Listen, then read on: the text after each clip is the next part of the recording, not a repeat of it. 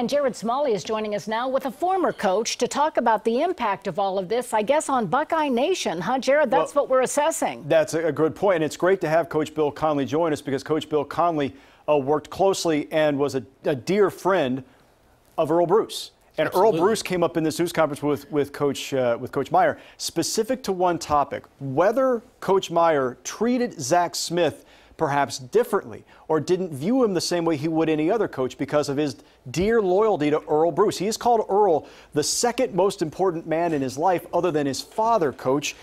Yep. Sometimes those loyalties get in the way, and I guess that's what Urban Meyer is saying here. Perhaps that was the issue. Well, exactly right. You know, a coaching staff is like a family. And you spend so many hours together in coaching and recruiting and everything else.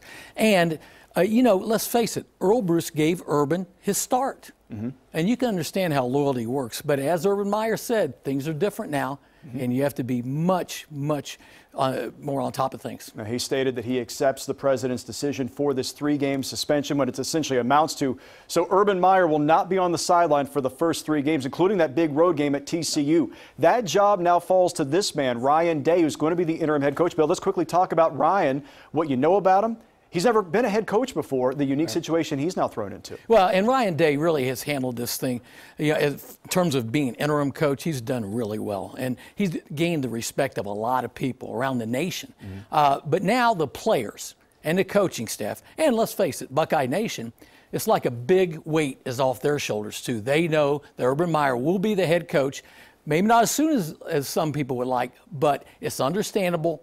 He's taken his punishment, and, he'll be suspended a little while longer. But let's face it, a lot of questions are answered now. And this has been a long 30 days. Yeah, we were just showing there the fact that Greg Schiano, Kevin Wilson, a couple of guys who are already on staff, also former head coaches. So perhaps their experience, Mike and Colleen, can help Ohio State in this period of adjustment. And again, we're going to cover this much more tonight at 11 o'clock after a very interesting development here. Yeah. And it was a long day. Yeah. They said 10 hours they were deliberating. Mike and I got this copy of the summary of the investigative findings. And Mike, the one line that stuck out to me at the end was, although neither Urban Meyer nor Gene Smith condoned or covered up the alleged domestic abuse by Zach Smith, they failed to take sufficient management action relating to his misconduct.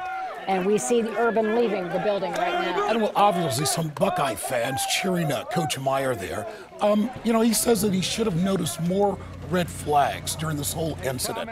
And as he says, I'm not the same person that I was in 2009, 2011. I've grown tremendously. He really understands the impact of domestic violence. And of course, Colleen, you talk about 10 hours. I mean, they had more than 40 witnesses.